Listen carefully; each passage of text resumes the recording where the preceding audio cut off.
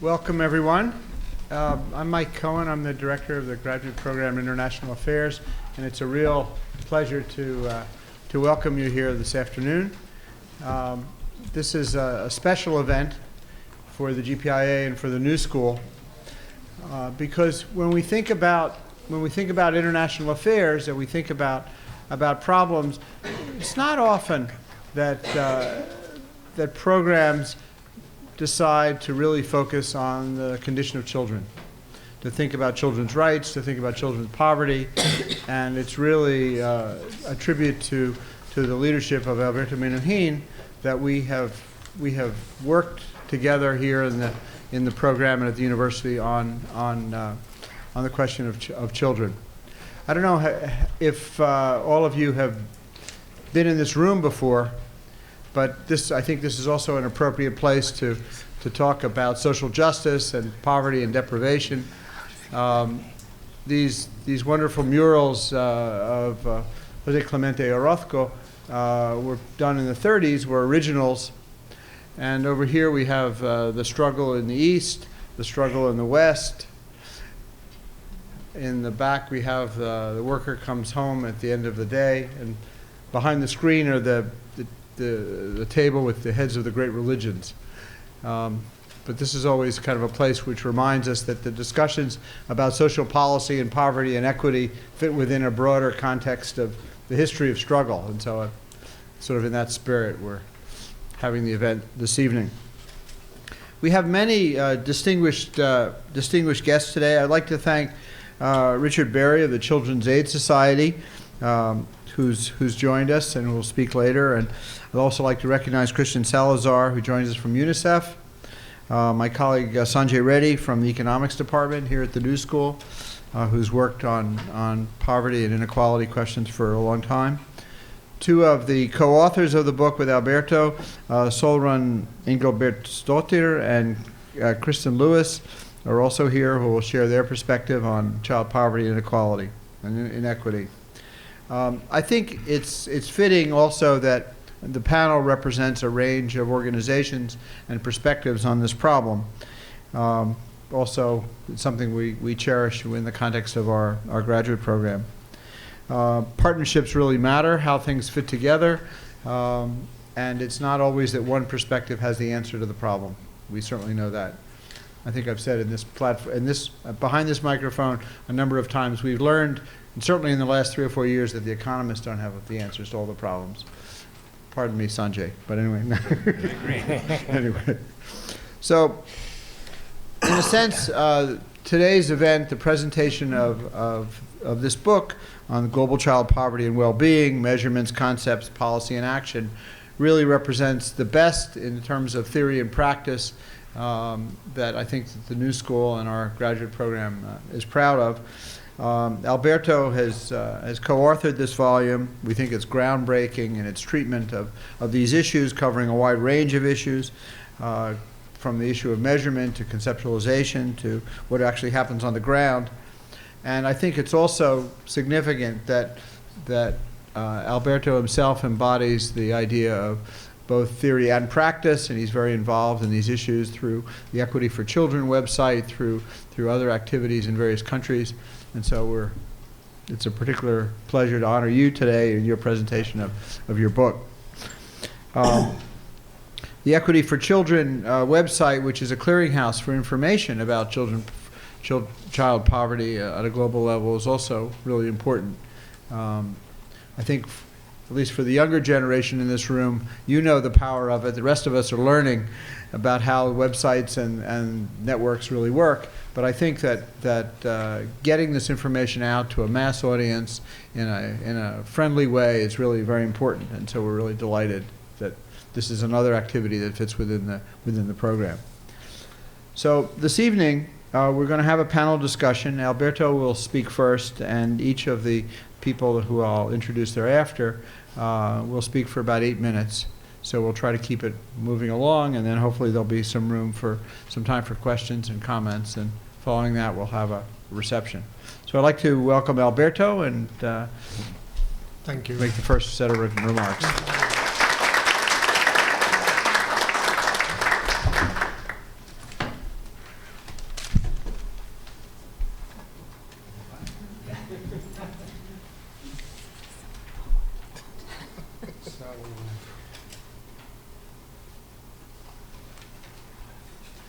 So thank you very much.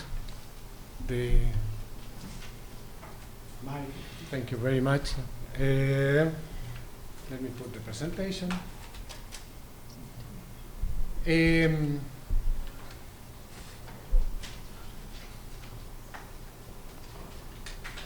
you do it? Yeah.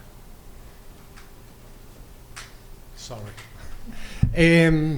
Well, thank you very much to all of you for being here. Thank you, Mike. Thank you to all the other people in the panel to be in this launching of the book. I'm very happy of doing this. It's a sort of celebration of the book for me.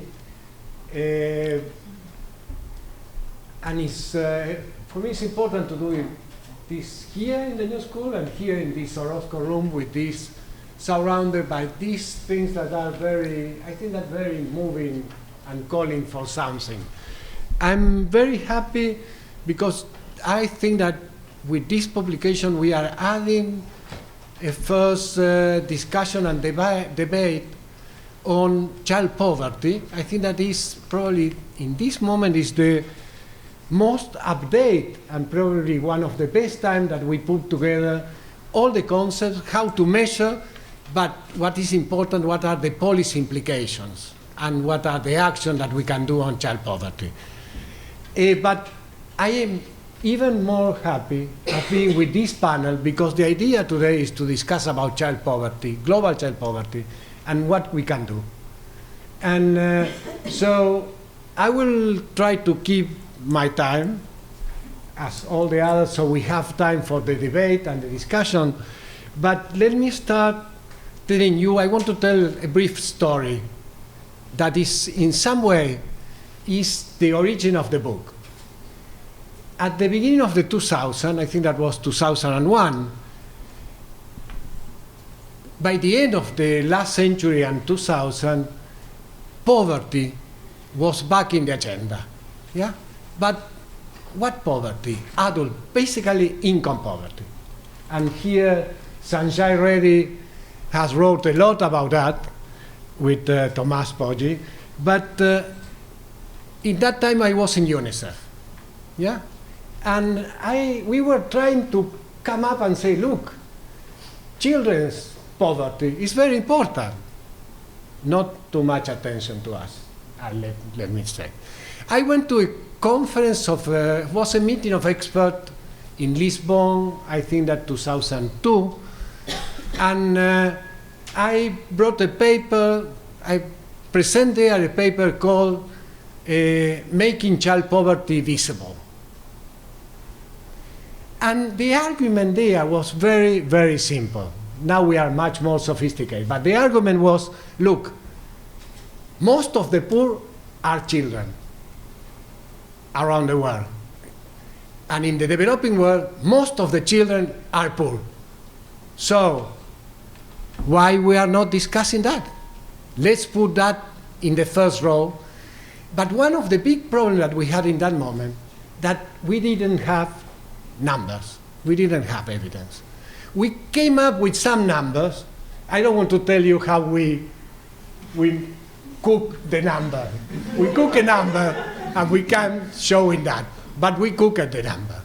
There in Lisbon, there were, Peter Townsend was there. Sir Peter Townsend he died very recently, 1.5 years ago, was really a very committed person. He worked for a long time on question of poverty. He has this long debate about relative poverty with Amartya Sen.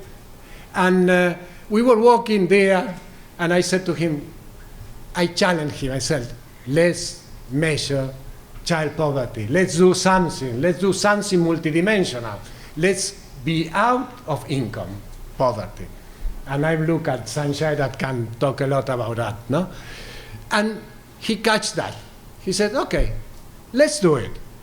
And from there, it came one measure, multidimensional dimension on deprivation, that is what now Solar will talk about that in the global study. So we have a measure on child poverty deprivation. However, working on that kind of things, we also ask what children think about poverty. And there were a series of studies talking with children using participatory approach. And this is only a quotation that it said, I feel bad. I feel like the odd one out. You lack self-esteem. So for children, for adults, material deprivation is a basic thing. For children, it's material deprivation, but also certain things related with everyday life, related with this kind of discrimination because you are poor, you are another religion, you are different. Being different is something that is very complicated. So we really think that for measuring and looking and doing something, acting on child poverty, we need to look at two different kinds of inequities. What we can call vertical, that is the thing that with material deprivation we used to look, that is to say income difference, access to basic social service. That's one kind of thing. But there is another big part that is related with horizontal, that is to say people that maybe has a similar income, but one group is discriminated and not the other. Yeah? And that makes huge difference, and the impact on children is very serious. And the problem is that usually these things overlap. It's not that you have one and not the other. Overlap and make life much, much more complicated. So we came with a conceptual framework that tried to combine these dimensions, thinking on material deprivation, exclusion that is related with these horizontal inequalities, and what we call vulnerabilities. We know that many children, if something happens, the first that suffer with crisis, different kind of crisis, it could be work, it could be economic crisis, the ones that suffer more are women and children. So how much the society is ready for that, we came with that as a framework. So for finishing, let me say a few things about some of the strong message in the book, that you can find in the book. I will summarize in few seconds, like 500 pages of book. So not an easy thing, but the messages are very clear. First, in the book you can find proven methodologies to measure child poverty in a multidimensional way, basically from the quantitative side. On the qualitative, we also have discussions, and we think that we need to give voice to children. There is one of the papers very interesting about South Africa, where they ask children and they ask adults about what is poverty and what is the basic and more important needs, and they compare one with the other. Very interesting results. So qualitative, there is a methodology proven in quantitative side, qualitative side. Children must be there. The third message is that it's doable, absolutely doable. Look, I'm putting there the examples that are, we have from developed countries, Europe, USA, but we have Tanzania, Congo, Vietnam, Haiti, Latin America. So almost all over the world you can measure. No doubt about that. From the point of view of the policy, you will find there in the book also many of the cases. They show how putting the evidence and discussing with the government can change the agenda in a very effective and clear way. So no doubt that evidence can impact the policies, and policies can impact the evidence. That is to say, practical thing and empirical things are together with theory and all together go to policies. The other thing that is clear from one of the studies, that is the Young Life study, that they study the impact of the crisis, economic crisis on children, is that we need to protect, in any case, vulnerable groups. Economic growth is clear that it's not enough. We need to do much more than economic growth in order to protect and to move this in another situation. And the other thing that there is a lot of examples is that we need an holistic view of the question of child poverty, and local action mixed with broader policy, it seems that is the way of moving in this direction. And finally, one of the paper in the book, one of the chapters is about Peter Townsend that is proposing what is called an universal child benefit. And he showed there that we can have that all around the world. There is some examples in some countries around the world that are doing that. That is to say, a child benefit for children because they are citizens. So it's a good start and it's a way of doing. And he showed exactly how to do it. So this is the thing that are in the book, that you can find in the book. And finally, let me say that child poverty, the point is that currently is the world's biggest killer in this moment. Every day, poverty is killing children, women, and families. In this century, it's unbelievable that so many children don't have water, diet before the year of 5, don't have drinking water, don't can clean, all the things that we know that happen. So this is not inevitable. I think that we can act and must act in favor of children. Thank you.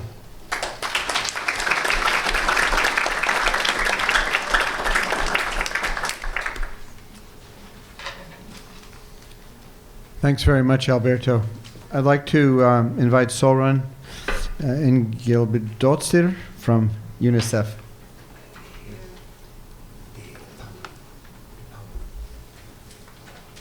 Now I need to find the presentation, if someone could help me.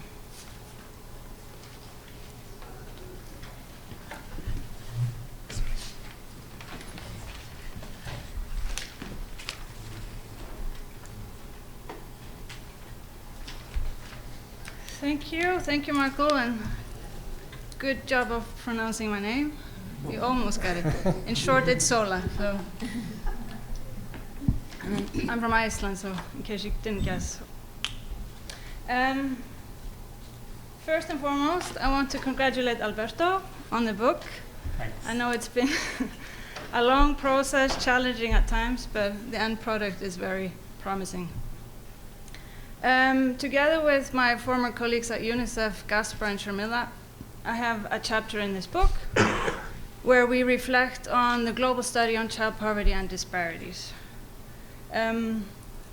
It's a very big initiative, and I have very limited time today, so I hope I'll manage to get across some of the main messages.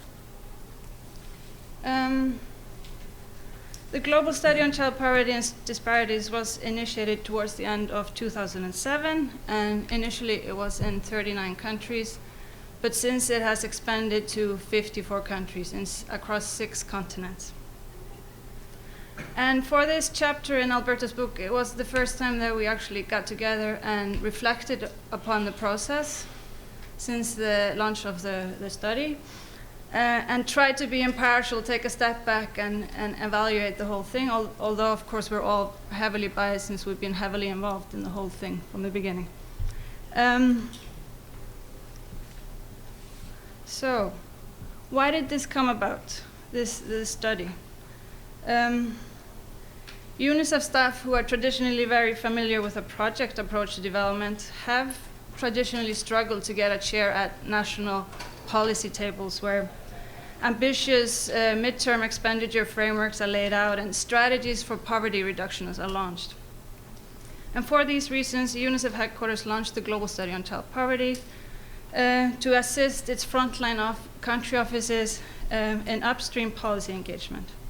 And the initiative was launched and expected to generate evidence, insights, and networks that can be used as leverage to influence national development plans. So the first step, of course, was to conceptualize what is child poverty. And as Alberto pointed out, we can date all this work all the way back to at least the year 2000, when he and other colleagues at UNICEF emphasized and highlighted that poverty reduction must start with children. But really, the 2005 State of the World's Children, which is UNICEF's flagship publication, was the first time that it was pointed out that there is no clarity or consensus on the definition of child poverty. And the publication, which in some ways is a precursor to the global study, provided this definition of child poverty, which is children living in poverty experience deprivation of the material, spiritual, and emotional resources needed to survive, develop, and thrive, leaving them unable to enjoy their rights, achieve their full potential, or participate as full and equal members of society. Now, this is a very beautiful and comprehensive definition of child poverty. And then the challenge, of course, is how to move from this abstract definition of child poverty to something that we can implement and measure. So the study methodology is largely based on a method developed by, inspired by Peter Townsend in some ways, and developed by David Gordon and his colleagues at the University of Bristol, among them Shaila Nandi, who's a co-editor of the book with Alberto. And this methodology looks at child poverty in 7 dimensions, and it relies on household surveys. I'm not going to go into the methodology today, because as I said, I have very limited time. We can discuss that later on. From the onset, the study took the form of, you can say, a franchise of sorts. It had standardized terms of reference, templates, and guidance provided to field offices from New York. And in each country, there was a team of national researchers, there was statistical offices were involved, and then a UNICEF focal point. And today we have 31 reports produced on child poverty, and these are national reports, and 2 regional reports. But what I mostly want to talk about today is the impact of the study. And first and foremost, the study has been successful in bringing national partners together in many countries for the first time to discuss the issue of child poverty. And in some countries, the study has reached highly impressive goals. I'll just listed a few of them up there. For example, in Mali, the study led to the first national forum on poverty, which in turn led to the formulation of an action plan on social protection. In Morocco, the study led the government to officially adopt multidimensional child poverty indicators. So these are just a few examples of the impact of the study so far. But one of the most important parts of the study is, like I said, to get national governments together to discuss the issue of child poverty.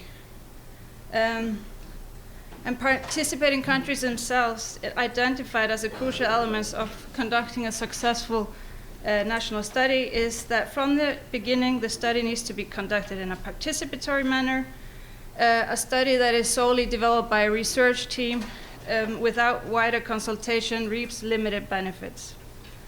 And from the beginning, you need buy-in from relevant government ministries, including a focal point within each ministry. And lastly, the composition and reputation of the national research team is a key factor in conducting a successful child poverty study.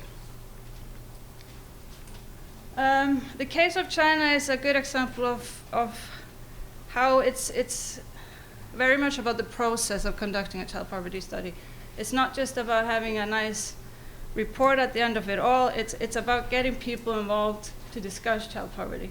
And just so you have some context about China, It's estimated that 12.7 million children under 5 in China are stunted, and this is the equivalent to approximately the entire population of Zimbabwe. So we're talking about very large numbers there. So UNICEF, UNICEF China, is part of the Global Study on Child Poverty and Disparities, and they collaborated with the State Council to reduce child poverty, and this was a very long process, a lot of advocacy work. And at the end of it, last year in 2011, for the first time ever, child poverty was mentioned as a distinct problem that needs to be addressed. It can't be lumped together with adult poverty anymore. And child poverty was mentioned and included in the 10-year National Rural Poverty Reduction Strategy. So this is an example of a process where you get people together to discuss child poverty. Now, where are we now? National analysis continues. And like I said, we're at a time where we're reviewing the foundations of the study and thinking about the way forward. For example, whether we should be doing more of a global analysis of multidimensional child poverty, because so far it's all been very national-led processes. Should we be looking at alternative approaches for middle-income countries or countries that are conflict-hit and fragile states? Should we be looking at child-centric income poverty? Part of the study is looking at child deprivations of basic needs, but somehow in all of it, income poverty has been forgotten. Should we be looking at the different needs of children across the life cycle? Because as we all know, the needs of a 2-year-old child is not the same as the needs of a 17-year-old child. So that's another thing to think about. Subjective well-being, Alberto touched upon that before, and that's something we haven't done enough of. Emotional well-being, empowerment, do you feel satisfied with your life, and so forth. And a lot of advances have been made since the study methodology, which was approximately in 2000, they started thinking about it. There's been advances in household service. For example, the latest round of multiple indicator cluster surveys, which UNICEF does, there was a whole module on life satisfaction. So that's something we need to tap into and think about. How can we more measure these things, subjective well-being? Should we only be looking at one measure of child poverty, or should we be, to get a comprehensive overview of child poverty, should we be looking at different sources and so forth? So my time is up. I apologize for that. I just wanted to leave this up because we also encourage countries to do qualitative studies. And this is an example from the Bhutan study, where they showed in the study that 23% of school-age children are severely deprived of education. And they accompanied their analysis with qualitative study. And if you read this paragraph, such a paragraph often says a lot more than numbers. So thank you very much. And again, congratulations, Alberto, on the book.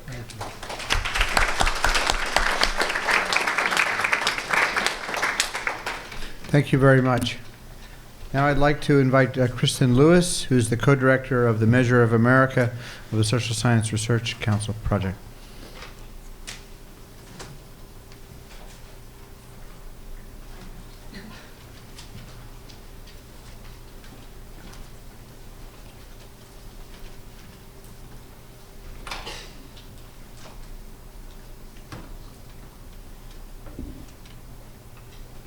Great. Okay. Thank you. Thank you so much. And I'll reiterate the congratulations for Alberto. So today I'm going to say a few words about child poverty in the United States and how it's currently measured. And then I'll share with you our preliminary thinking about a better way to assess well-being of very young children and why we think doing so is so important. So in general, the U.S. massively underperforms in child well-being. And one way of understanding this is to look at income poverty. So while the U.S. average family income for households with children under 18 is 6 times higher than the average for 30 OECD countries, child poverty rates are among the highest, with more than 1 in 5 children living in a poor household. So if we're looking just again at income, we see that there's been very little progress since the late 1970s on child poverty. In fact, children are more likely to be poor than people of all other age groups. So 22% of children are poor, compared to around 14% of working age adults and just 9% of the elderly. the elderly are actually the group best protected today from extreme deprivation in the United States, thanks to universal entitlements like Social Security and Medicare. So you can see in this graph, until the mid-1970s, the elderly were actually the most likely to be poor, and today they are the least likely to be poor. So clearly progress is really possible when we put good policies into place. And note here that the last major period of economic expansion in the mid-2000s was not accompanied by a substantial decline in child poverty. So that rising tide did not lift at least the littlest boats. In 2010, children under 18 were 24% of the US population, but were 35% of the total population living in poverty. So here's a map that shows the U.S. by congressional district and shows child poverty. So the darker colors represent higher levels of child poverty. And you can see quite clearly how much greater child poverty rates are in the South and Southwest. But surprisingly, right near us are the country's highs and lows in terms of child poverty as measured by household income. So New Jersey's 7th congressional district, that's northern New Jersey, and includes parts of Hunterdon, Middlesex, Somerset, and Union counties. Child poverty is just 3.4%. So that's 1 in 30 kids is living in a household where the income is below the poverty line. Right nearby, just a couple miles north of us now, is New York's 16th congressional district. And that has the country's highest child poverty rates. So 53%, more than 1 in 2 kids living there is living in a household whose income is below the poverty line. So that's the story that income tells, and it's a pretty dire story. But we would argue, as Alberto eloquently did at the beginning, that using household income and traditional poverty line to measure children's well-being is quite inadequate. So income poverty measures, the poverty line, is outdated. It's extremely limited. Basically, it's based on a formula developed in the 1960s that was tied to the price of food. And it doesn't capture all the other ways that the U.S. underperforms when it comes to children. So the U.S. lags behind the other OECD countries in terms of low birth weight, infant mortality, preschool enrollment, and educational outcomes. So just one example, the U.S. incidence of low birth weight children is the highest in the OECD countries except for 1 or 2. It's 8.1, so that's double the rate of Iceland, Finland, Sweden, and South Korea. Another thing about income poverty is that it doesn't capture hard to measure yet critically important areas for the well-being of young children. And 2 of those that we'll talk about a bit later are protection from harm and emotional attachment. So if we can't use income poverty as a proxy for well-being, what can we use? I have the answer. It's human development, okay? So the purpose of our project as the Measure of America is to move beyond income as our chief way of assessing well-being and progress. We really wanted to introduce to the United States an idea, human development, that's been very successful around the world in broadening the way in which people understand and measure and track people's well-being, moving from strictly economic measures like GDP to a measure that captures some of the other things that expand our choices, opportunities, and freedoms. So to do this in the United States, we introduced a modified Human Development Index, which we call the American Human Development Index. So for those of you unfamiliar with human development, basically the traditional approach to progress asks, how is the economy doing? And the human development approach asks, how are people doing? It's really about enlarging people's choices and opportunities, improving their well-being. It's rooted in Amartya Sen's capabilities framework. And it's really the global gold standard. It was pioneered at the United Nations, and now it's used in about 160 countries to assess their well-being.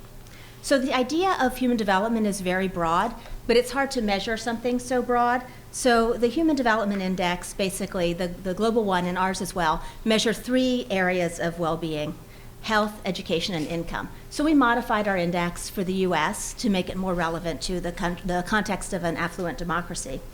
And we use basically life expectancy at birth, educational enrollment for everyone 3 to 24, and educational attainment 25 and up, and then median personal earnings, so your wages and salaries from your own labor. And we basically add those 3 together, and we divide by 3, and we get a score, and that's your score between 0 and 10. So the problem with the Human Development Index in terms of measuring children and children's well-being is that most of the indicators really are focused on adults. So for instance, the educational attainment indicator is the highest degree you've attained by the time you're 25 and up. The adult education, the income indicator is median personal earnings for 16 and above. Young children don't have earnings.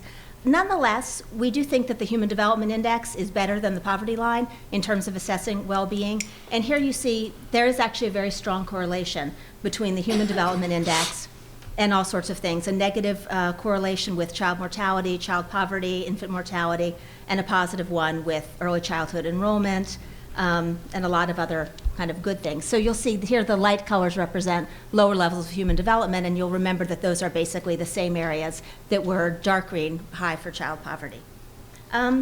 So this is helpful, but it's not really enough for measuring children's well-being because adults and children experience poverty and opportunity really differently. And a rich literature attests to the particular salience of child poverty, especially poverty in the early years. So why are we so concerned with young children? Basically, some of the most challenging deficits we face in the country today are really symptoms of problems that begin in early childhood. And deep and persistent poverty in the preschool years is associated with a host of negative outcomes, from low rates of high school completion to lower college-going rates, incarceration, and a host of other things. So what we proposed was an index that builds on the human development framework and rests also on the capabilities framework of Amartya Sen, but it introduces two new things. So all human beings share certain basic needs, and those are well captured by the three areas of the Human Development Index: health, education, and income. But then in addition, young children have a set of additional needs. One is for protection, and the other is for attachment. So young children's need for protection from harm is far greater than that of other age groups. They're small, they're comparatively helpless, they're unable to defend themselves. But also the impact on young children of damaging environments and so forth really sets them on a lower trajectory for their whole life. And just one more minute, which is the second thing is attachment. You know, attachment is critically important. It's really the way in which children understand the world is through a loving relationship with an emotionally responsive and appropriately stimulating caregiver. So that's another tremendously important thing for children. So we would argue basically that attempts to assess the well-being of children under 5 are needed, and that they should look at both the basic building blocks of human development for everyone, as well as these additional indicators, protection and attachment. And the question of what those indicators would be is a bit tricky, and we're happy to talk about it later. Thanks.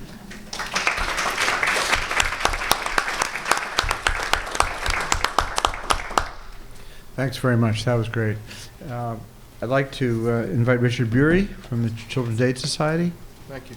Can I talk from here? Or do I need to Sure, go up? sure. That's I don't fine. have a PowerPoint, so I can. Good to see you all, and again, congratulations again, Alberto, on Thank you really, very much for not to repeat everyone else, but really a remarkable achievement. Not only measured by the number of pages in the book, but just a remarkable achievement. Exactly. So I want to, and that was a great presentation, by the way. I sort of want to follow up on what Kristen talked about, focusing really on New York City, primarily, and the challenge of overcoming childhood poverty in a place like New York City, the scope of the problem, why it's so difficult to overcome, and what are the prospects for change. So I think in a lot of ways what Kristen's talking about, and what all of us have been talking about, comes down to the idea of the American dream. And this is a basic idea that where a child ends up in life should not be determined by where he or she started life. So it's a fundamental building block of our democracy. And for most of our history, it of course has never been true that where you started life did not impact where you ended up. It's always mattered. But in a lot of ways, the story of America is the story of that becoming less and less true generation by generation. What is alarming about where we are right now as a country is that we are in the place for the first time where it seems like that forward progress may no longer be taken for granted. First of all, we know that America had the most intense income inequality that the country's experienced since we've been measuring it. In fact, it's at the upper end of the spectrum as compared to most industrialized Western countries. But even extreme income inequality, as terrible as that is not necessarily inconsistent with the idea of the American dream. It's not inconsistent if a child born in deep poverty has a chance to escape their poverty through life. But what is in some way even more alarming than the high incidence of income inequality in our country is that social mobility is at its lowest rate, as it's been in 30 years, as measured either by the amount of a child's income that can be determined by the income of their parent. So that children are more likely, born in poverty, are more likely to grow up to be poor children than they were 30 years ago, and are more likely to have poor children themselves. So the challenge that we're talking about is, it's a challenge, of course, about material needs, but it's also a fundamental challenge to the state of our democracy, to our values as a country. Kristen talked about some of the alarming poverty figures here in New York City, and of course, absolutely right, the poverty measure as measured by income is woefully outdated. But even by that limited measure, we know that nearly 1 in 3 children in New York City are poor, about 520,000 children. And we know that there's a disproportional racial impact to that. So here in Manhattan, a black or Latino child is 10 times more likely to be poor than a white child. And poverty, one of the reasons why your paradigm of human development is such a rich way to think about this is because poverty, of course, is about more than lack of income. It is a system of challenges that stand in the way of young people reaching their full potential. So it's not just that you and your household don't have enough money, it is that you also, if you don't have enough money, probably don't have enough food to eat, or at least not food of high quality. And you're living in an environment probably where you have substandard housing, and you probably attend terrible schools, and probably your role models that you experience are not where they need to be. And you experience violence and exposed to violence on a regular basis, and you're exposed to abuse. It is this almost perplexing to imagine the amount of obstacles, daily obstacles, that impact just the regular existence of a child living in the pink houses in East New York, Brooklyn, or in the South Bronx. One of the ways in which this complexity of poverty becomes so bedeviling for us who are trying to address it is that the systems that we have in a place like New York City and in the country to address poverty are just woefully outgunned in their ability and their structural ability to solve those problems. The best way I can describe it is by talking about a young woman who I met, a mom who I met when I first started working at the Children's Aid Society 2.5 years ago, as I was trying to learn about our work, and I went to visit one of our former clients, who was this woman named Marisol, who had 3 children, and her family had just been reunited after 6 years of being in the child welfare system, of being in foster care. And Marisol had been a victim of domestic violence. Her English was not strong. She was homeless for a while, which is what initially triggered her children being taken away from her. She had really been through hell and back, but had finally been in the position where her children were being returned to her, thanks in part to her incredible hard work and to the support of the Children's Aid Society. So I'm sitting with her in her living room in the Bronx. She was living with her boyfriend and the 3 kids in this apartment in the South Bronx, and she was happy, of course, because they'd just been back together for about a month, and I asked her, what are you worried about? And her answer is that she was worried about everything. First of all, her kids still attended terrible schools.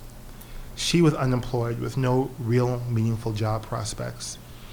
The city had a program called Advantage, which is the housing subsidy program for formerly homeless individuals, which at the time the city had just announced were about to be cut, and which have since been cut. And without that income lifeline, she had no backup. She was at risk of going back into the homeless system, which of course put her right back at risk of entering the child welfare system.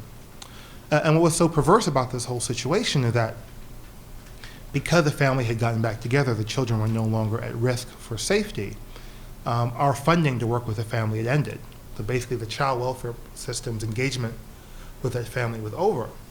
But sort of any rational analysis of this family would suggest that this is where the work starts, not where it ends. That now, once you've gotten past the immediate crisis, now's where you start to build the building blocks of long-term success and attainment. But we, in fact, had our funding end, the case is over. And this is a situation, this is the way that we as a society deal with poverty. You know, there's a lot about the way that government is set up in America that makes it very difficult to engage complex issues like the issues of children living in poverty. One is that, you know, as a society, we're attuned to short-term cycles. The election cycle's short-term. That leads to looking for things that have short-term results, but the things that we're talking about are not short-term intervention. This family didn't need just a short-term intervention of the child welfare system. This family needed a long-term engagement. It also means that we have a system which is geared towards addressing emergencies as opposed to supporting prevention, as opposed to prophylactic measures. Another big reason that government is hamstrung is because in many communities, particularly communities of color, the distrust between communities and government is so strong that it becomes difficult, even when government is at its most well-meaning, to be an effective support. Government's also very fragmented in the way that it provides services to children. This family must have dealt with at least a dozen different public bureaucracies just in New York City to get basic supports, whether it's around food stamps, foster care, education, and these are systems which are really and truly disconnected. And unless you work in the system every day, it's hard to really imagine how disconnected they are. The ways in which the education department does not talk to the Department of Youth and Community Development, does not talk to Health and Human Services, does not talk to HRA, et cetera. Government is also very risk averse, which means that innovation is difficult. Because clearly we haven't figured out how to solve these issues, yet government is a place where it's very difficult to drive innovation. Because, and even exacerbated, I think, by the gotcha political environment that we live in today, because no one wants to be on the hook for investing a lot of money in a social change policy that didn't work. It's also difficult to redirect resources once they're institutionalized. So once a government program or an intervention becomes part of the DNA of the system, thank you, it's almost impossible to redirect it. Just as an example from our own work, one of our best-known programs is called the Career Adolescent Pregnancy Prevention Program.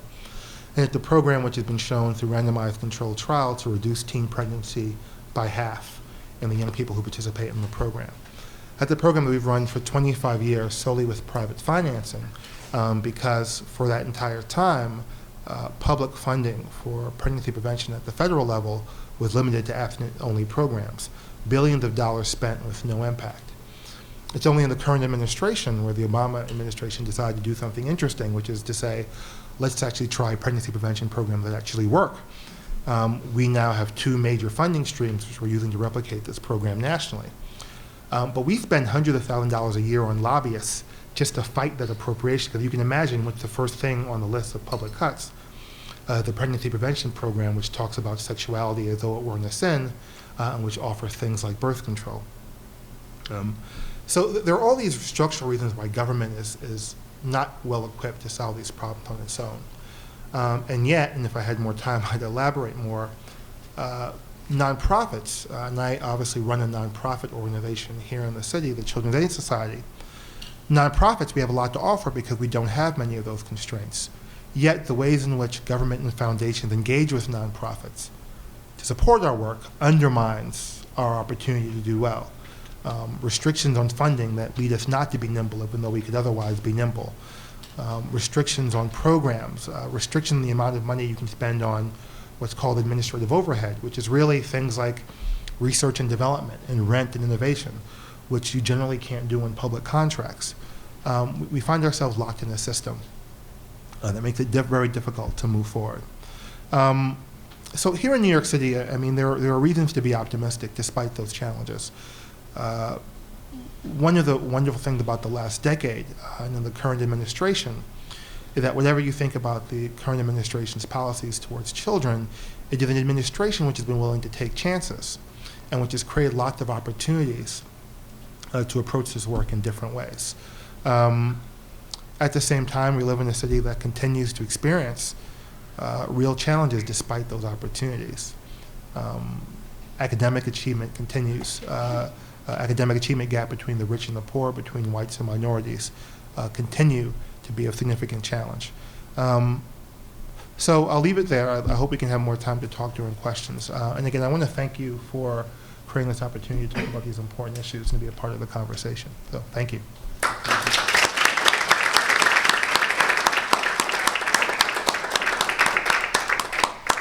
Thanks very much. That was really a very important perspective into this whole conversation. I'd like to invite Sanjay Reddy to offer some comments. If it's all right with you, I'll also sit here since Richard has initiated that. I try to be a trailblazer. You have been. Well, first of all, let me also join in appreciating Alberto and also the others here for their involvement in this project and these issues. It's really very inspiring and extremely important. I think that it's easy to forget if one is involved with an organization such as UNICEF or perhaps the Children's Aid Society in some way, that these concerns, maybe it's not easy to forget in the Children's Aid Society or UNICEF, but these concerns are very, very much more marginal in the world, in the public discourse, than they should be, and most people don't think about them very much. And that is very disturbing. That's one of the reasons why we have the terrible situation that we do. I just came from a conference in Berlin on new economic thinking. And one of the things that was striking there to me was that almost all of the so-called new economic thinking was about issues relating to regulation of the financial sector, financial stability and instability, the role of stimulus, whether stimulus works. It was all about macroeconomic aggregates. There was very little concern with the question of human beings, how these aggregates affect human beings and how that in turn affect the macroeconomic situation and prospects of a country. Amartya Sen spoke during the conference, and he made a remark which was, I think, highly controversial there. He said that John Maynard Keynes was not one of his favorite economists. And since many of the more unorthodox economists there, or the left-of-center ones, viewed Keynes as a hero, that didn't go down very well, I think. And his reason for saying that, however, is interesting. He said that Keynes did not have as broad an appreciation of the concerns of human societies and of the things that matter in human lives as certain other economists whom he admired, such as Adam Smith. And this occasioned a very heated subsequent informal debate among the participants, including some of my friends who were there. And one of them pointed me to a passage in Keynes's Economic Consequences of the Peace. And it's a long passage, so I won't read all of it to you, but I'm going to read a little bit of it just to demonstrate that even John Maynard Keynes was very interested in human beings, and in particular in children, at least to an extent and for certain reasons. This is Keynes describing the situation in Germany in 1919, and he quotes from various writers of the time. And in particular, he says the following. He writes, quoting a German writer, "I visited large country districts where 90% of all the children were rickety and where children of 3 years are only beginning to walk. Accompanying me to a school in the Erzgebirge. You think it is a kindergarten for the little ones. No. These are children of 7 and 8 years, tiny faces with large dull eyes overshadowed by huge puffed rickety foreheads, their small arms just skin and bone, and above the crooked legs with their dislocated joints, the swollen pointed stomachs of the hunger edema." And then he goes on to describe a particular child, and he says at the end of that description, "Yet there are many persons apparently in whose opinion justice requires that such beings should pay tribute until they are 40 or 50 years of age, in relief of the British taxpayer." It's ironic and interesting that Amartya Sen made exactly this critique of the current approach in Europe to dealing with peripheral countries, and in particular with Greece, that the effect of the really extraordinary cuts in public finances in Greece will be to affect the prospects of young people and of children. The idea that young people and children should be protected from some of the worse impact of such fiscal austerity at a bare minimum, if austerity is to take place, which is not a new idea, certainly in the world of UNICEF, is one which is really not part of the European public debate. There are lots of debates, lots of discussions about how exactly to deal with Greece, which are in relation, again, to the macroeconomic aggregates. How much relief should Greece receive? What should be the schedule of repayment? But they're not directed at this question. And so it's very interesting that, contrary perhaps to Amartya Sen's description of Keynes, Keynes did take this issue seriously. Now, he doesn't, of course, elaborate on exactly why it's important, but I think it's clear enough that the reason that it's important, reasons that this is important are twofold. They have both to do with the intrinsic immorality of prioritizing the concerns of the presumably much more affluent British taxpayer over the concerns of such children, and because of the implication that the long-term consequences for the productivity of the society and for all social goods of this type of inattention or indeed criminality, fiscal criminality, are very substantial indeed. Moving back to the book, I really am very impressed by the way in which it has managed to bring together a range of concerns, to bring together country studies and a very detailed and rich contextual analysis of local situations, and much more general conceptual discussion, which is cross-cutting and indeed universal. The way in which the book bridges the concerns of child poverty as they appear in developing countries and in developed countries is, I think, very powerful and important. And we see that also in this panel. It's really very disturbing to see the ways in which child poverty remains at a very serious social problem in the most affluent countries of the world. Of course, with somewhat different dimensions and aspects than child poverty in developing countries, but nevertheless so. The article by Pemberton, Gordon, and Nundy at toward the beginning of the book, chapter 2, I think makes a very strong case that one cannot adopt a merely technical or technocratic approach to this question. That ultimately it's a question of public attention and public awareness. And it also requires a contextual interpretation of what is going wrong and why. And so they recommend a process of periodic audits of each society to determine to diagnose what exactly are the reasons that child poverty has the particular dimensions that it does in a society, and to help to understand what are the interventions which can be most pertinent, most effective in a given situation. This proposal, I think, is an excellent one. It reminds me also of an essay by Tony Atkinson called "Why Britain Needs an Annual Poverty Report." He's not discussing child poverty there, but poverty generally. Certainly the same argument applies to child poverty, perhaps even more forcefully. Poverty in general, and child poverty certainly in particular, are invisible for a variety of reasons in societies in which there's very little media or political interest in bringing them to the fore. Governments don't rise or fall on social questions generally, and certainly not on questions related to poverty.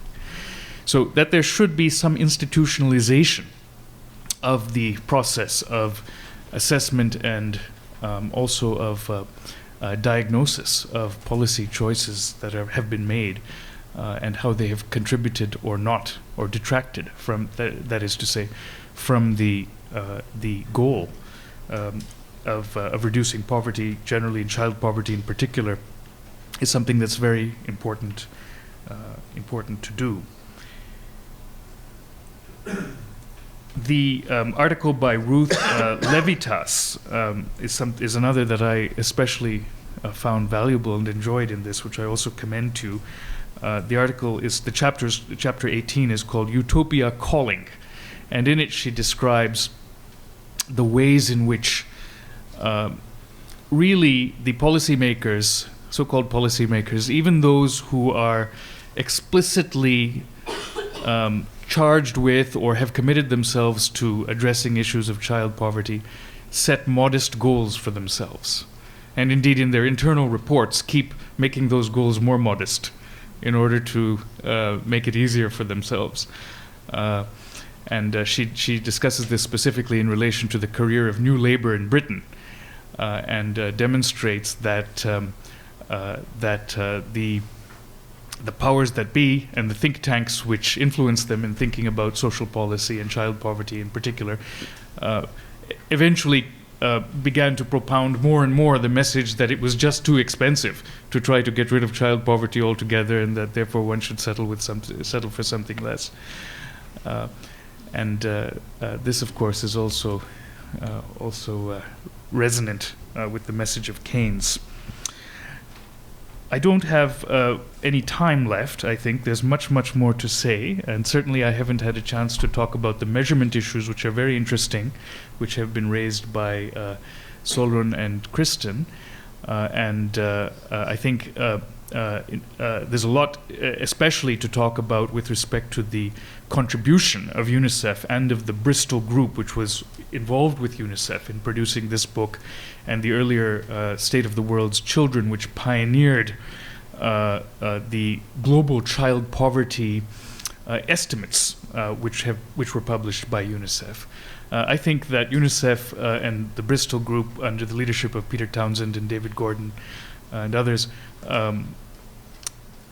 really deserves credit for being the first group or organization in the field of development generally to really bring about a global multidimensional poverty assessment.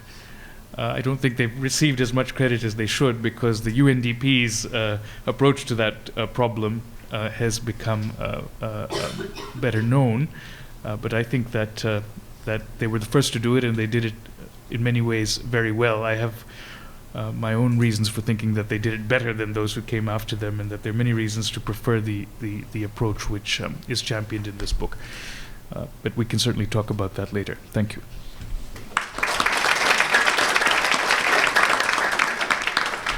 Thanks very much, Sanjay. Now I'd like to invite Christian Salomon. I'll go back to the beginning and speak from there, if that's okay? Please.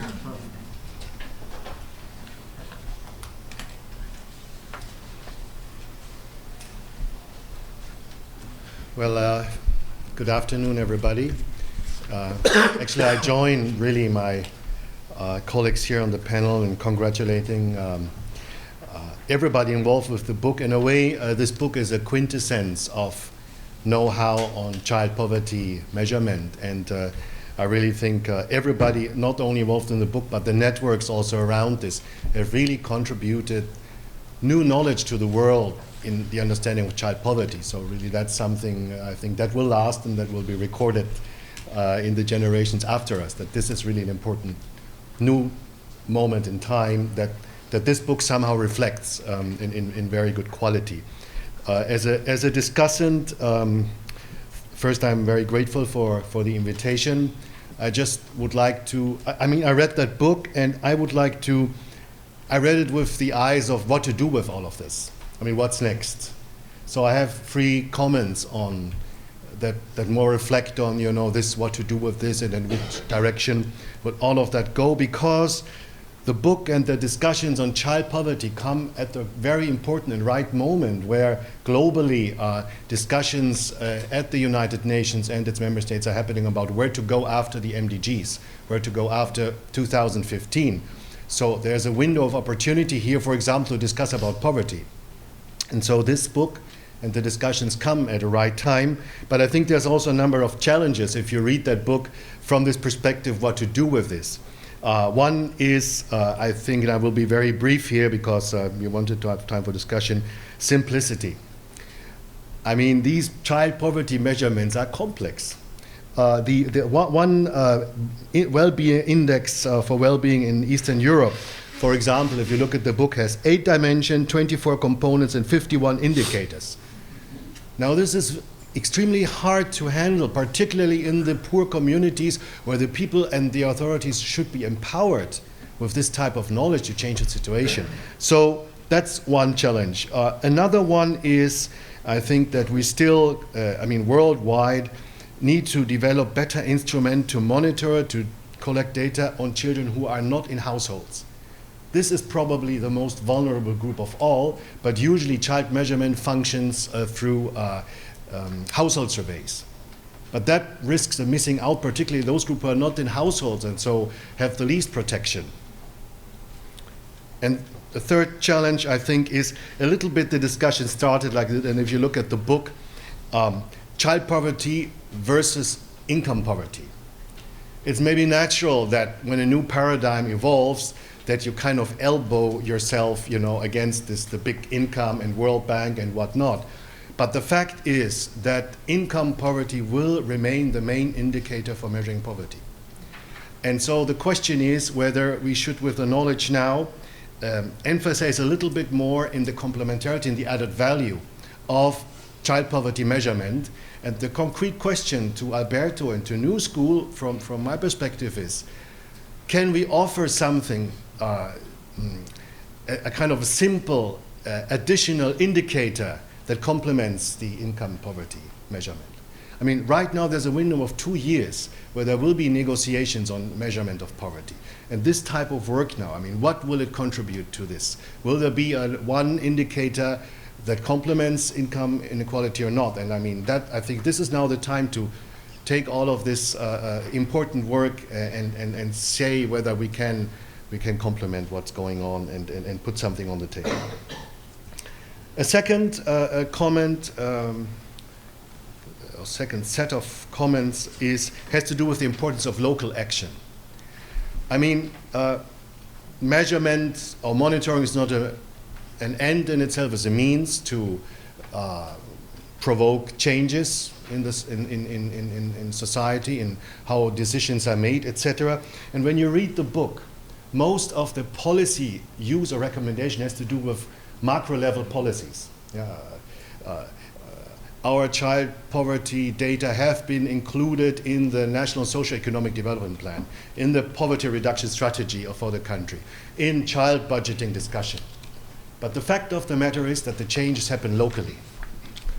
And I think it is, and I think we will see increasingly in the next years, again, a much greater shift in international attention to local policy implementation and local conditions for implementation of policies, particularly when you talk about inequities. Now, you cannot have one without the other. That's also clear. This is a dynamic relationship. But the local matters. One brief example, in Colombia right now, after years and years of conflict, the government decided a big program and a law on land restitution. 6 million hectares stolen from the poorest. And guess what? The government is really behind that, the national government. But who kills and who threatens and who falsifies land titles are the local interest groups, so to speak. So I think, again, it is important now, if we look at child poverty measurement, to think of what can be done with this type of information locally. What do we really know about weak capacities locally to implement programs and policies, even to use this data? What are local power structures that start blocking progress? 2 minutes. So I'm going to my third comment, and that has to do with the issue of sustainability. Because obviously child poverty is a result of political neglect, often of discrimination, is It has roots. And I think one big weakness of the MDGs and the discussions around them was the lack of accountability of governments, really, to make the changes happen, particularly if it's for the most discriminated groups. And therefore, in a nutshell, I believe that there's a natural tendency when you talk about child poverty to look at government policies. But the complement to this is strategies and policies to strengthen citizenship, local participation, what we call mechanisms of accountability, ombudspersons type of organizations. I mean, I'm talking about worldwide. When we talk about human rights, we have often talked about global policies and we have talked about global principles. But I think we're now shifting towards the question, how can we empower organizational structures and organizations that make this happen? And I think that's another big challenge for us now, moving from the knowledge that we have into this implementation phase. And I very much hope that we can continue developing such an agenda, because it's here where we really need research, policy, and program implementation need to work together to really make the changes happening for children. Thank you.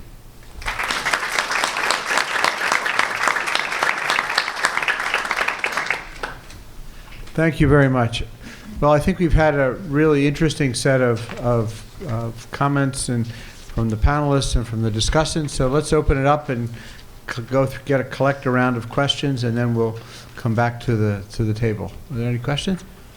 Please. Hi, my name is Emma Samaranza. I'm a former GCI student. I also work with Alberto Electric for Children and currently working at UNICEF.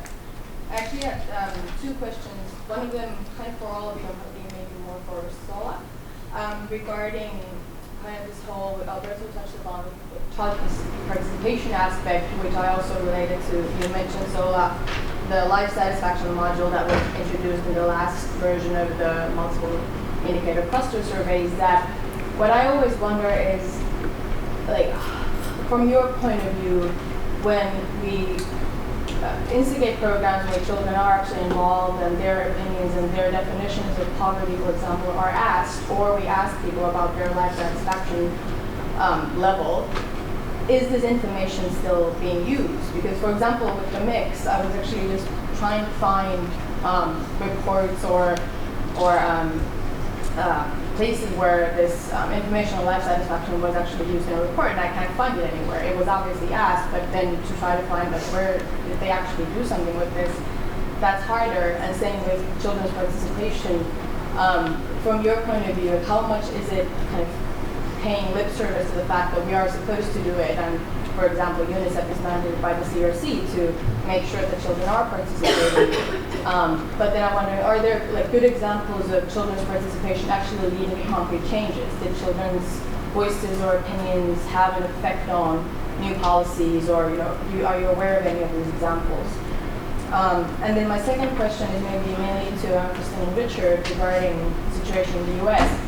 I myself am from Finland, so very often I annoy my American friends by starting sentences, well, in Scandinavia we do this, and in Finland we do that, when I'm, confronted with these horrible poverty figures or situation with education here or healthcare. And the answer that I very often get is that, well, that can't be replicated in the US because we're so big, or because of the difference between the state and federal, or because we're so heterogeneous that we can't agree the same way that, for example, Scandinavian countries can in terms of where to put your efforts and what kind of policies to implement to provide these minimum safety nets. And I'm wondering, is it a valid excuse? Like, is there a truth to the fact that it's hard to create these kind of, U.S. level universal minimum safety nets? I don't think it is, but I'll very often find it hard to kind of, that's always thrown back at me that, it's obvious it's a very different situation because we are a country of farming people.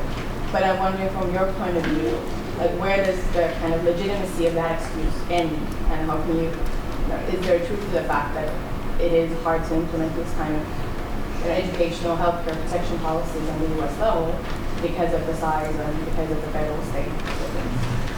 Thank you. Other questions? Yes? Right? I usually don't need a microphone. I have a question. I have 2 questions as well. My name's Ashley. I'm with the Graduate Program for International Affairs. And I'm curious, mostly I have my notes here, mostly for Richard, for the first question, if you could elaborate a little bit about the constraints that the government imposes on nonprofits, especially, and their programs. You kind of touched upon it, but I'd like to hear a little bit more. And if you could maybe give us a couple of the top difficulties that you find that, and also maybe elaborate on how we can overcome them, if that's not too much. And then this might be more specific for you, but also for the other panelists. I'm interested in social innovation and social entrepreneurship, and I was wondering if there are any other third sector examples that we see of self-sustaining, proactive approaches to solving this problem of child poverty and also in child education. Thank you. Thank you. Other questions? Yeah. I just have one question, and it's stemming from something that you said about morality, the morality of prioritizing the needs of poor children over the needs of affluent countries. And I was wondering if any of the other panelists had any thoughts or reflections on the morality of serving the population of poor children in the world. Thank you. Oh. I'm Alan Hirschberg from the New School.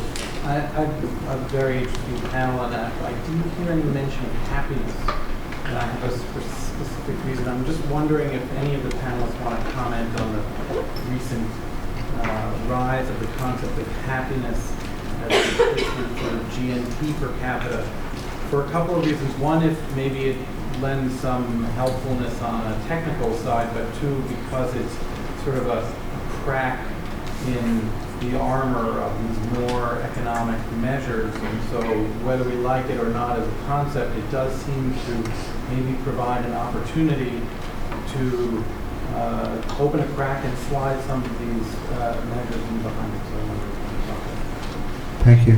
Usha? I have one question, just continuing what he said about the happiness. I saw in the presentation Bhutan was shown as like 22% of children are not going into education. But Bhutan recently has come here and mentioned that on happiness index is the top 1 countries, and next are the Scandinavian countries. So when it comes to the children's perspective, particularly voices, I read the quote what the child was saying, that I was unhappy, but now I'm happy with being a domestic worker. So how do we, when we are thinking of child well-being, how do we think of non-economic indicators which can be supported for, I would say, child's happiness? Okay. Yeah. Just following on, what about the issue of child disability measurement across countries? And I know the NYCS has put a disability module in, but there's a huge range which is hard to make sense of. Right. I'm curious, particularly from Christian, who has been in the States not very long, and Richard from you, or if anybody else has a comment as well about as global as the United States is, it's still very much sort of a United States versus the rest of the world in terms of a perception of the international community. And I wonder if you face that when you're talking to different audiences, and how you talk to people in the United States about the fact that it's not just, well, I care about the United States or I care about the international community, but we're actually part of the international community.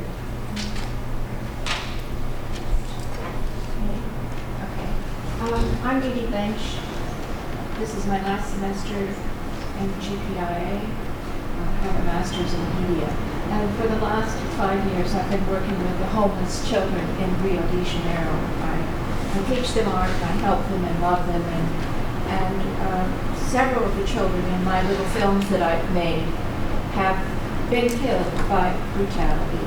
And it always upsets me to go back there and see the disintegration of the children, the core group that I work with. I go to the orphanages, to the homeless shelters, and I work with the kids directly on my street in Rio. And my question is, isn't there a way that we can take these children's lives and the little films that I've done and the point that you bring up about how to change and what change has actually taken place that we can see that has made a difference.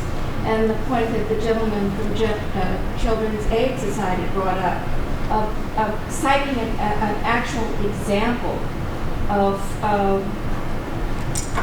a family situation, real names, real people.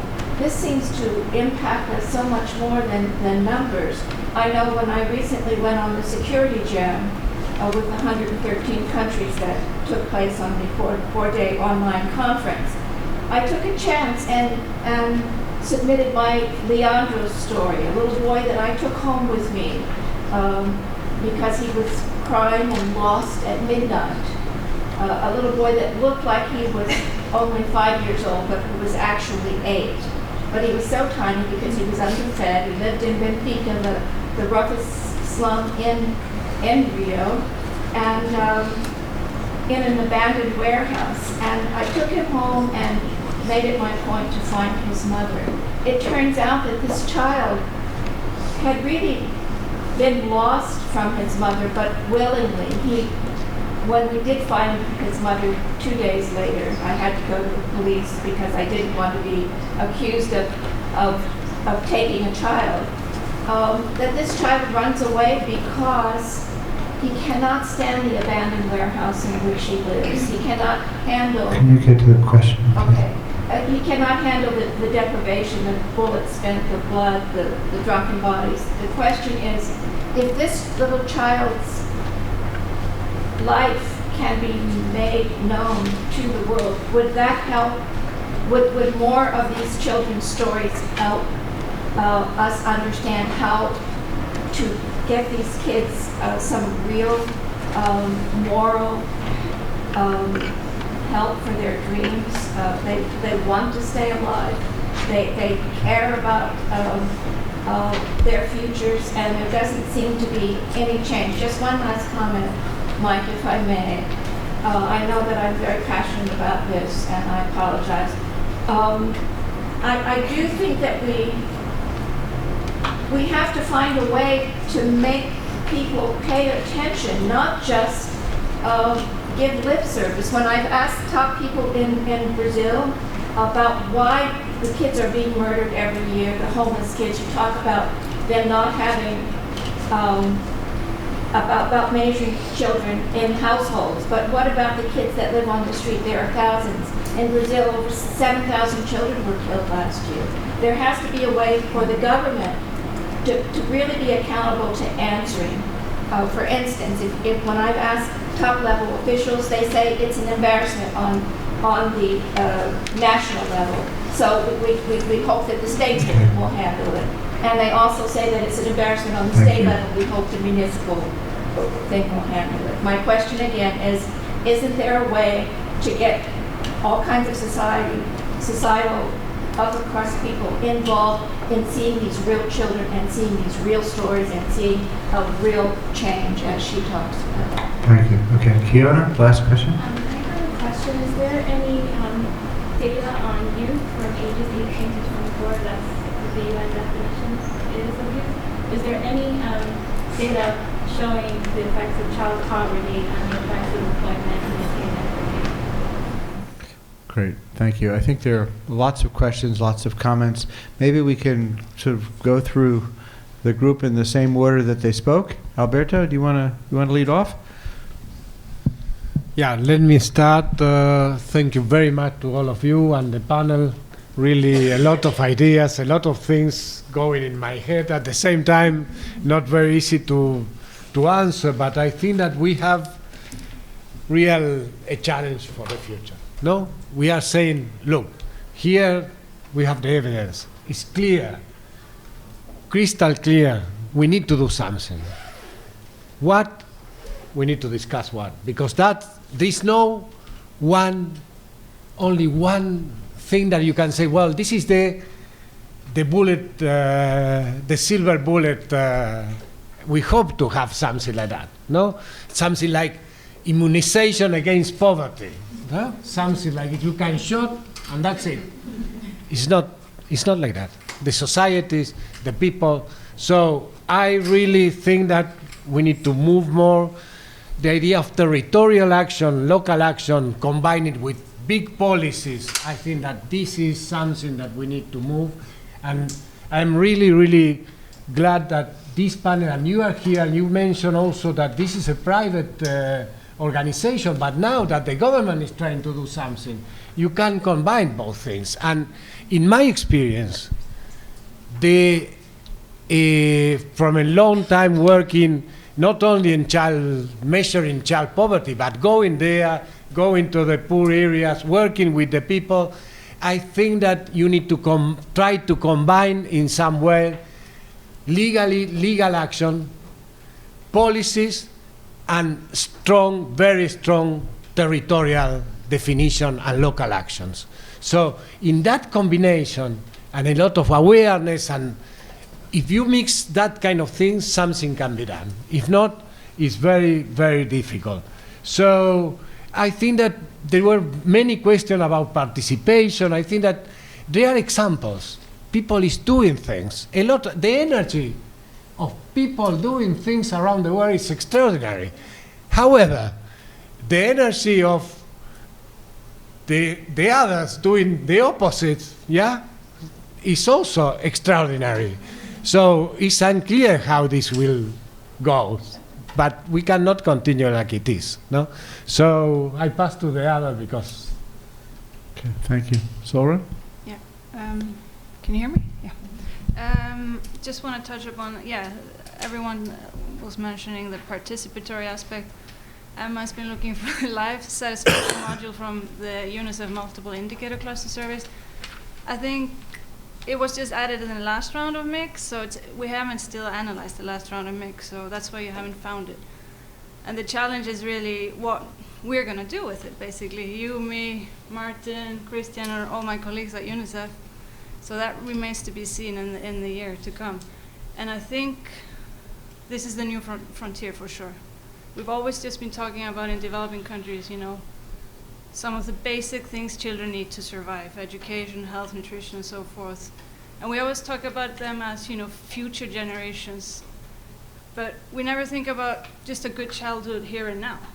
That somehow doesn't apply to children in developing countries. And I think that's like the new frontier for UNICEF. So look forward to working on that together. Thank you. Kristen? Sure. I'll just comment on two of the questions. The one about are things possible in the United States given the size and so forth, and the happiness question. The first is, of course it's possible. The U.S. put people on the moon.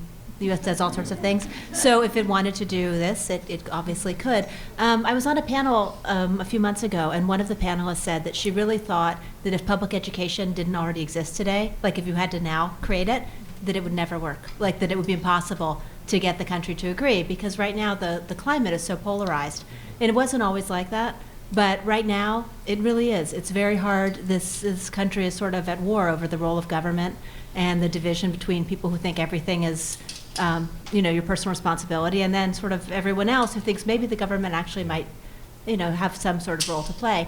And it's very contentious, especially when it comes to children, because there are a lot of people who really believe that somehow they're children and are, theirs, their responsibility, but also sort of theirs to raise as they see fit, and they don't want the state to interfere with that. And then there are a lot of other people who think that actually the state has a role to play in leveling the playing field and making sure everyone has the same choices and opportunities, or at least getting us closer there. So that's a really big battle right now, and it's very hard, stymieing a lot of progress. The times where we do have these big we do have kind of big policies that work, a lot of times it's a universal policy. So Social Security is a universal policy. Everybody gets it. Medicaid, a universal policy. Everybody gets it. So guess what? There's a lot of support for it. because it's not a program for those people over there. It's a program for all of us. So the more that we can have policies that benefit everyone, that we can sell as something that benefits everyone, the more likely they are to kind of get through. In terms of happiness, it's not that I'm against happiness or anything. I mean, happiness is great, but it's tricky, this question of happiness, because it really depends on how you measure it. You know, all these life satisfaction things, you know, sometimes they ask things like, are you happy with your life overall? So you might think, okay, I have healthy kids, you know, I have a good job, I can't complain. Yes, I'm happy. But then there are other ones that ask you, yesterday, did you cry? Did you feel that you were treated with respect? Were you sick? You know, and so you ask someone who has like a toddler who's having a tantrum and a newborn and a 5-year-old who's pitching a fit about something and she has a cold and, you know, I'm talking about myself a few years ago. No, I was thinking of my own self like 5 years ago. If you ask that person, even though the life satisfaction might be great, they'll be like, no, I'm miserable. I hate my life right now. So it's a tricky question. Is that person happy or are they not happy? You know, it's very tricky. And then also happy compared to what or compared to who? And there's the whole question of adaptive preferences. Like, are you just happy because you expect things to be really crummy, maybe, and things aren't so crummy now, so are you happy? And then there are a lot of counterintuitive findings, like some happiness studies showed, there was one in the United States, and it showed the happiest states were like Louisiana and Mississippi, and the most unhappy states were Massachusetts and Connecticut and New Jersey. Well, on our well-being index, Massachusetts and Connecticut and New Jersey are at the top, and Mississippi and Louisiana are at the bottom because, you know, they have the longest lives and they're earning the most money and they have the most education in those unhappy states. So as a policy-making tool, so what do you do then? Do you then invest in Massachusetts and New Jersey and Connecticut to make them happier, you know? Or like it's a puzzle. I mean, of course, happiness is the most important thing in the world, yet it's also, I don't know, is it? Like in terms of measurement or whatever? So I'm not, you know, such a fan of happiness. So first of all, no amount of investments will make people in New Jersey happy. So let me, so just a couple of answers to a bunch of, those are all great questions. One, again, on the question about United States' size and diversity, it is an explanation but not an excuse. These things, as you just said, are all matters of political will. You know, so like here in New York City, I spend a lot of my time unintentionally becoming an advocate.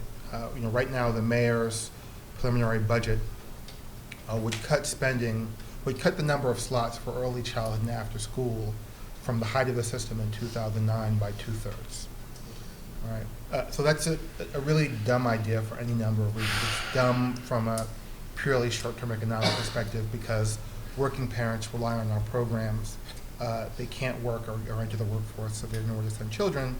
And it's dumb because investments in early childhood and after-school programs have a demonstrable impact on long-term economic gains of the children who attend them. But the reason why those cuts, or some version of them, and they've been cut every year for the last several years, is because of the policy decision of the mayor and the governor, and particularly the mayor, that increased revenue taxes are off the table.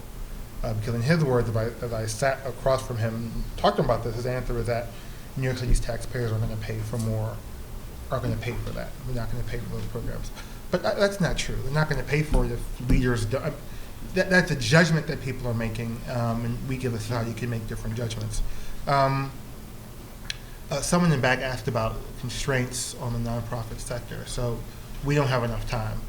But I'll give you a couple. I mean, you know, a fundamental constraint are restrictions of money from foundations and governments, restrictions as to time and restrictions as to purpose, right? So if I have a $100,000 contract to provide after-school tutoring to a group of children for 1 year at this location in this way, right? And that's the way most government funding works. So these create all sorts of perversions. So the restrictions on time, first of all, the problems we're trying to address are not one-year problems. If I have a 4-year-old, you know, our ambition for our 4-year-olds is college graduation. That's an ambition we're not going to realize for some time. It's not going to realize it in a year.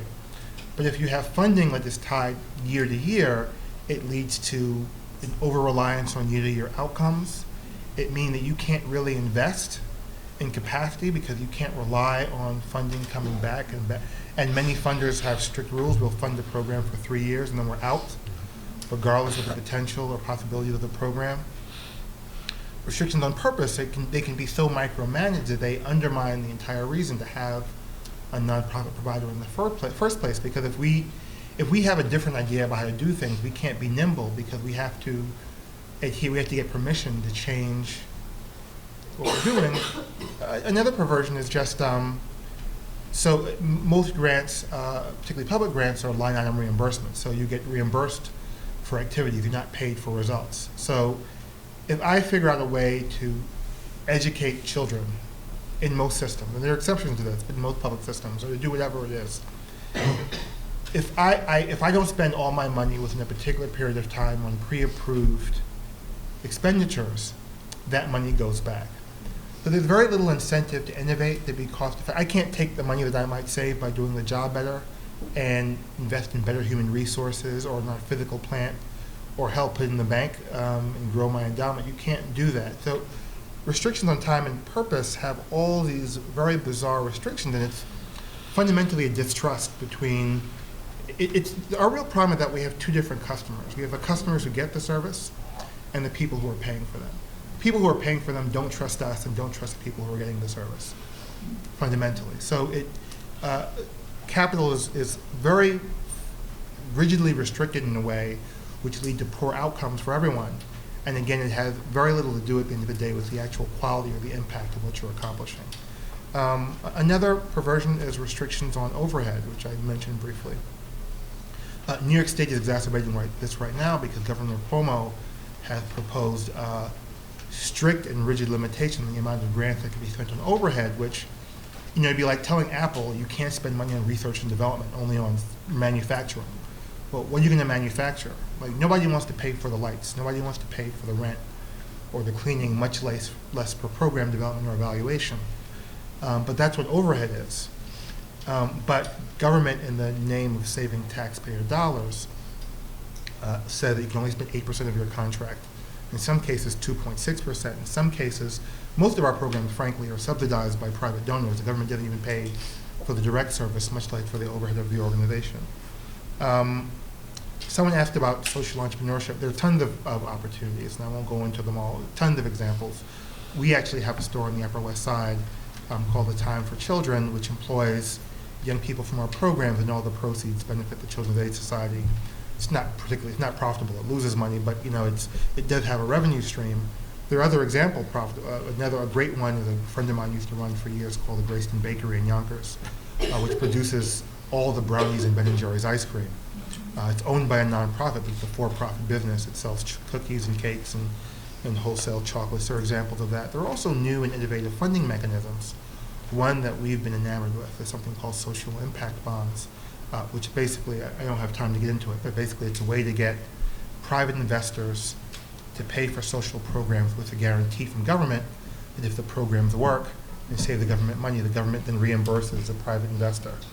So it's a way of drawing new capital in, reducing some of the risks that government has of funding innovation, which government is not very well equipped to do, but focusing on results because the funders only get paid based on the impact, not based on the expense. And yes, stories matter. Stories matter a great deal, and all we do is tell stories. If you humanize what's happening in the communities where your neighbors live, if you humanize that 10 blocks from here, children are living in circumstances and families are dealing with challenges that none of us in this room can probably imagine, I do believe there's tremendous power in stories. Thanks very much. Sanjay? Well, I think we're running a bit over time, and I've probably said what I have to say more or less. So maybe, well, if there is a minute, I'll just add just a very quick thing, which is, first of all, on the question of happiness. Of course, there's large discussion, Alec, about this in philosophy and in welfare economics. And as you know, one of the key issues there concerns objective versus subjective assessment. And the difficulty with children in particular is that the bases for discrimination or judgment as to what it is that constitutes one's own well-being might be even more questionable than in the case of adults. Of course, even in the case of adults, there can be arguably, sometimes a gap between subjective and objective well-being, and that problem is much more acute, one would think, for a variety of reasons in the case of children. It would be interesting to see what John Stuart Mill, for instance, has to say about this, given his interest in this question, and the fact that he believed, he did make a case for intervening paternalistically, that's not an accident we use that word, in relation not only to the lives of children, but also colonized people who are not capable of their own self-governance and others. So I think it would be interesting to go into that and see what we could draw from it. But the basic point really is that happiness, certainly as assessed in surveys and other such rough measures, wouldn't seem to be sufficient for attacking some of these deeper questions. On the question of child disability, I think that this is a very important issue for which the existing child poverty surveys are not equipped. And one of the reasons they're not equipped, child poverty measures, and I'm afraid this applies both to the UNICEF Bristol approach and the approach championed by Sabina Alkire and her co-author in this book, Roche, which is that they're really indifferent to correlations between different kinds of deprivations, which is quite ironic because the whole point of taking into account multidimensionality of deprivation is to take note of the correlations. If somebody suffers from 2 deprivations, then presumably that makes it worse for that person than, or from let me put it this way, from a population-wide point of view, we might want to take account of 2 deprivations concentrated in one person differently from those 2 deprivations distributed across 2 different people. There could be an argument that certainly in the case of certain deprivations, it's much worse to have those concentrated in one person. So let me give a very straightforward example of this. A physical disability combined with income poverty might be worse for a variety of reasons than a physical disability that from the point of view of the society, than a situation in which there's a person who has a physical disability but isn't income poor, and a person who is income poor. Now, neither is a pretty situation. I'm not saying that either is a pretty situation. But if we're going to do an assessment of the situation of the society, we may want to take note that a person who is physically disabled may have additional needs which require additional resources, public and private, in order to reach a certain threshold of adequacy. And these measures don't necessarily do that. Many other questions to mention, but there's no time, so let me stop. Thank you. Christian?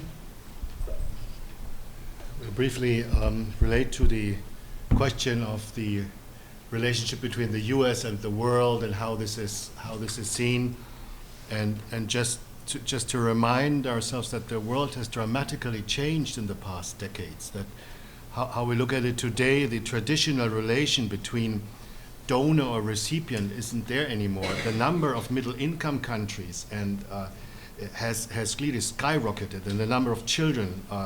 And so I think this unilateral or power where the U.S. or even the West is kind of giving the direction, I wouldn't say it isn't there anymore, but it has faded quite strongly. And so the countries, as we see this in different programs, are not necessarily anymore looking at what is the U.S. doing, particularly not in the children's field.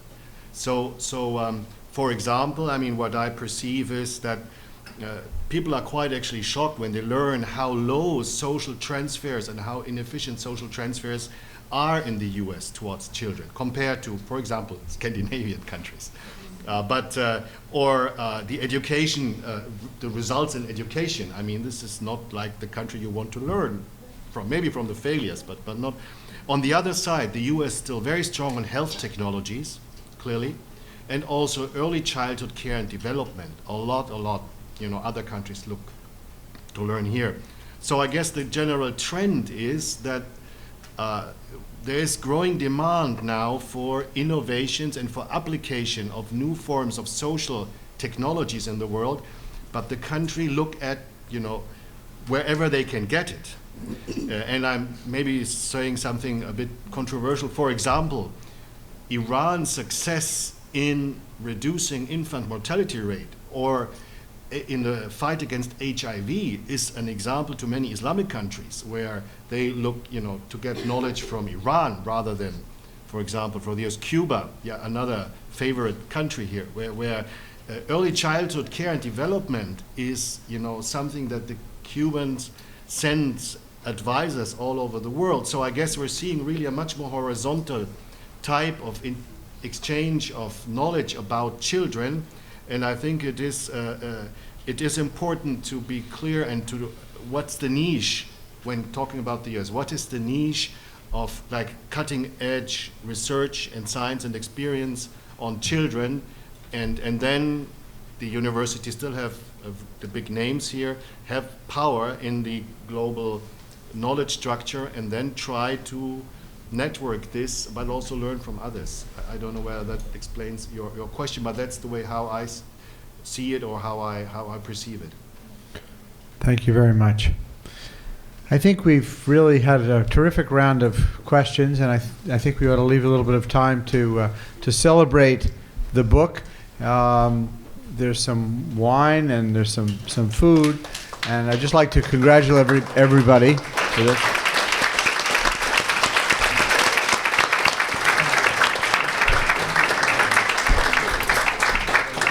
I'd also like to say that excellent efforts in intellectual leadership like this, it's impossible for one person to do that. And I think that this work is obviously a work of partnership, and I think that the whole Equity for Children team that's here is also a major supporter, and it's very evident. So I'd just like to congratulate everybody participating in this work. Thank you very much.